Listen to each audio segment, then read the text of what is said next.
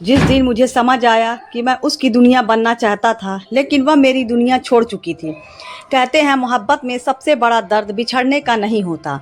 सबसे बड़ा दर्द तब होता है जब एक इंसान पूरी दुनिया छोड़कर सिर्फ एक चेहरे में अपनी दुनिया बसाता है और वही चेहरा एक दिन किसी और की दुनिया बनकर हमारी दुनिया छोड़ जाता है। मैं आज भी उस शाम को भूल नहीं पाया जब उसने मेरी आंखों में देखते हुए कहा था, तुम बहुत अच्छे हो, लेकिन मैं अब किसी और के साथ जाना चाहती हूँ। उस एक वाक्य ने मेरी पूरी जिंदगी को दो हिस्सों में बांट दिया। एक हिस्सा जिसमें वह थी और दूसरा जिसमें सिर्फ उसकी यादें थीं। मेरा नाम आरव था। मैं एक साधारण परिवार का लड़का था। मेरे सपने भी साधारण थे। एक छोटा सा घर जिसकी बालकनी में शाम की चाय हो, बरसात में भीगती हुई हंसी हो और मेरे साथ वह हो जिसे मैंने अपनी पूरी दुनिया मानता था। उसका नाम था अनामिका। पहली बार मैंने उसे पुस्तकालय में देखा था। वह किताब ढूंढ रही थी और ऊपर वाली अलमारी तक उसका हाथ नहीं पहुंच रहा था। मैंने बिना कुछ कहे वह किताब उतार कर उसके हाथ में रख दी। उसने मुस्कुराकर कहा, धन्यवाद। बस वही मुस्कान मेरे दिल में कहीं ठहर गई। धीरे धीरे हमारी बातें शुरू हुई, पहले किताबों की, फिर सपनों की, फिर जिंदगी की। और एक दिन हम दोनों एक दूसरे की आदत बन गए। वह अक्सर कहती, अगर कभी मैं खो गई तो ढूंढ लोगे ना। मैं हंसकर कहता, तुम जहाँ भी होगी मेरी मोहब्बत तुम्हें ढूंढ लेगी। मुझे क्या पता था कि एक दिन वह सचमुच खो जाएगी, लेकिन किसी रास्ते में नहीं, किसी और इंसान की ज़िंदगी में।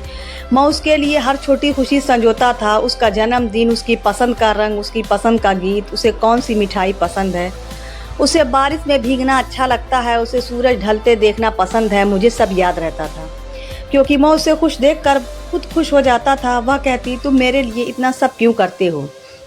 मैं मुस्कुरा कर कहता, क्योंकि तुम ही तो मेरी दुनिया हो। वह हर बार मुस्कुरा देती और मैं उस मुस्कान को अपनी जीत समझ लेता। धीरे धीरे हमारे रिश्ते को 3 साल हो गए। मैंने कभी उसे किसी बात की कमी महसूस नहीं होने दी। अगर मेरे पास 2 चीज़ें होती तो बेहतर वाली हमेशा उसके हिस्से में जाती। मुझे लगता था यही प्रेम है, अपने हिस्से की खुशियाँ दूसरों के नाम कर देना। लेकिन शायद हर इंसान प्रेम को एक जैसा नहीं समझता। कुछ दिनों से मैंने उसमें बदलाव महसूस करना शुरू किया। पहले जो हर बात मुझसे साझा करती थी, अब चुप रहने लगी। पहले जो घंटों बातें करती थी, अब कहती आज मन नहीं है। पहले जो मिलने के लिए बेचैन रहती थी, अब हर बार कोई नया बहाना बना देती। मैंने कई बार पूछा, सब ठीक है ना। वह हर बार मुस्कुरा कर कहती, हाँ, बस थोड़ा काम ज़्यादा है। मैंने उसकी बात पर भरोसा कर लिया, क्योंकि जहाँ प्रेम बहुत ज़्यादा होता है वहाँ शक बहुत देर से जन्म लेता है। एक शाम मैंने उसे बाजार में देखा। वह अकेली नहीं थी, उसके साथ एक दूसरा लड़का था। दोनों हंस रहे थे, इतना खुलकर जितना वह पिछले कई महीनों से मेरे साथ भी नहीं हंसी थी। मैं दूर खड़ा उन्हें देखता रहा। दिल कह रहा था शायद कोई रिश्तेदार होगा, दिमाग कह रहा था कुछ बदल चुका है। मैंने उस दिन उससे कुछ नहीं पूछा। मैं डर गया था, क्योंकि कभी कभी सच जानने से ज़्यादा सच खो देने का डर होता है। लेकिन सच ज़्यादा दिनों तक छिप नहीं सकता। 2 दिन बाद उसने खुद मुझे मिलने के लिए बुलाया। मैं बहुत खुश था। सोचा शायद वह पहले जैसी हो जाएगी। मैं उसके लिए उसकी पसंद की छोटी सी भेंट भी लेकर गया, लेकिन उसे देखकर उसके चेहरे पर वह अपनापन नहीं था। उसने बिना मेरी तरफ देखे कहा, आरव, मुझे तुमसे एक ज़रूरी बात करनी है। मेरे हाथ कांपने लगे, दिल जोर जोर से धड़कने लगा। मैंने धीरे से कहा, कहो। उसने लंबी सांस ली और कहा, मैं अब किसी और से प्रेम करती हूँ। ऐसा लगा जैसे समय वहीं रुक गया। मेरे कानों में आवाज़ सुन ली थी, लेकिन दिल उसे मानने को तैयार नहीं था। मैंने कांपती आवाज़ में पूछा, और हमारा रिश्ता? उसने बहुत सहज होकर कहा, वह अब ख़त्म हो चुका है। मैंने पूछा, इतने साल क्या सब झूठ था? उसने मेरी तरफ देखा और कहा, शायद मैंने कभी तुम्हें उस तरह चाहा ही नहीं जैसे तुम मुझे चाहते थे। उसकी बात ख़त्म हुई और मेरी दुनिया भी। जिस लड़की के लिए मैंने अपने हर सपने बदल दिए, आज वह किसी और के साथ नई ज़िंदगी चुन चुकी थी। मैं बहुत देर तक उसी जगह बैठा रहा। हाथ में पकड़ी भेंट अब भी बंद थी। उसने देने का सपना देखा था, वह सपना खुलने से पहले ही टूट चुका था। उस रात मैंने पहली बार आसमान की तरफ देखकर पूछा, क्या सच में किसी को पूरी दुनिया बना लेना सबसे बड़ी गलती होती है? लेकिन उस सवाल का जवाब मुझे बहुत देर से मिलने वाला था, और जब मिला तब तक मैं पहले वाला आरव रह ही नहीं गया था। जिस दिन उसने मुझे खोया उस दिन मुझे पहली बार अपनी कीमत समझ आई। कहते हैं धोखा देने वाला अक्सर उसी दिन आगे बढ़ जाता है जिस दिन धोखा खाने वाला अपनी पूरी दुनिया खो देता है। लेकिन एक सच और भी है, जिस इंसान का दिल सच्चाई से टूटता है वह कुछ समय के लिए बिखर जरूर जाता है, मगर अगर वह खुद को संभाल ले तो पहले से कहीं ज़्यादा मजबूत बनकर निकलता है। उस दिन जब अनामिका मुझे छोड़कर चली गई, मैं बहुत देर तक उसी रास्ते पर बैठा रहा। लोग आते रहे, लोग जाते रहे, लेकिन मेरे अंदर जैसे सब कुछ रुक चुका था। बार बार उसकी आखिरी बातें मेरे कानों में गूंज रही थी, मैं अब किसी और से प्रेम करती हूँ, हमारा रिश्ता ख़त्म हो चुका है, मैंने तुम्हें कभी उस तरह चाहा ही नहीं। हर शब्द दिल में कांटे की तरह चुभ रहे थे। उस रात मैंने पहली बार उसके सारे संदेश पढ़े, हर तस्वीर देखी, हर याद को आखिरी बार जीने की कोशिश की, फिर एक एक करके सब मिटा दिया।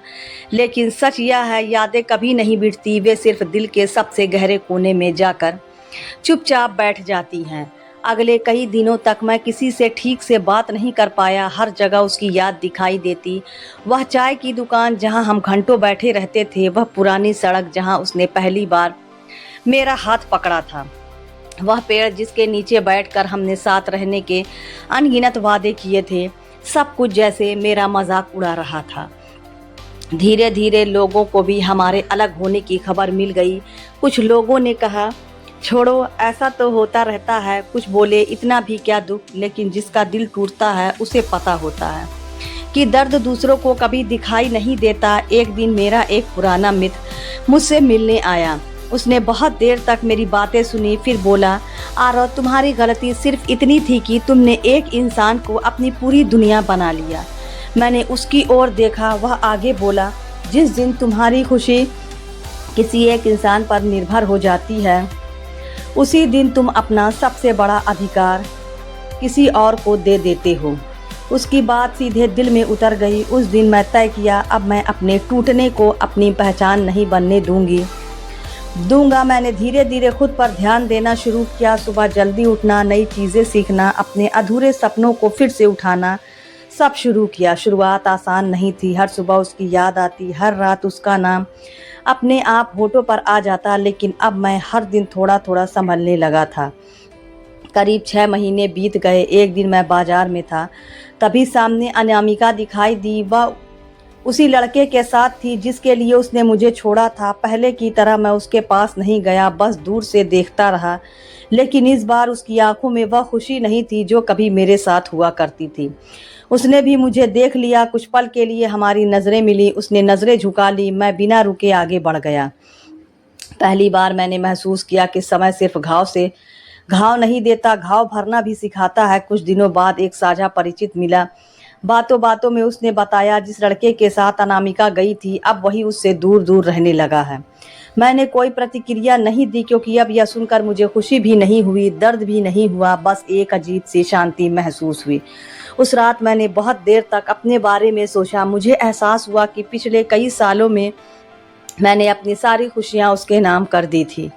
मैं खुद को भूल गया था। मैं सिर्फ उसकी मुस्कान में अपनी मुस्कान ढूंढता रहा, उसकी खुशी में अपनी खुशी, और यही मेरी सबसे बड़ी भूल थी। प्रेम अपनी पहचान खो देना नहीं होता, प्रेम दो लोगों का साथ चलना होता है, एक का पूरी तरह मिट जाना नहीं। समय बीतता गया, मैं पहले से ज़्यादा शांत हो गया। अब मैं हर दिन खुद से एक वादा करता, मैं किसी से प्रेम जरूर करूँगा, लेकिन अब कभी अपनी पूरी दुनिया किसी एक इंसान के भरोसे नहीं छोड़ूंगा। मुझे नहीं पता था कि किस्मत मुझे आखिरी बार अनामिका के सामने खड़ा करने वाली है, और उस मुलाकात में वह कुछ ऐसा कहने वाली थी जिसकी मैंने कभी कल्पना भी नहीं की थी। लेकिन उसके शब्द अब मेरे दिल को तोड़ नहीं सकते थे, क्योंकि जो इंसान एक बार पूरी तरह टूट जाता है वह दोबारा पहले जैसा नहीं टूटता। जिस दिन वह लौट कर आई तब तक मैं उसकी दुनिया नहीं, अपनी पहचान बन चुका था। कहते हैं समय किसी के लिए नहीं रुकता। जो इंसान समय के साथ चलना सीख जाता है वह अपने टूटे हुए हिस्से को भी एक नई ताकत में बदल देता है। लेकिन जो लोग किसी सच्चे दिल को ठुकरा देते हैं उन्हें एक दिन अपनी ही यादें कटघरे में खड़ा कर देती हैं। मेरी ज़िंदगी में भी अब वही दिन आने वाला था। अनामिका को छोड़े हुए करीब 3 वर्ष बीत चुके थे। इन 3 वर्षों में बहुत कुछ बदल चुका था।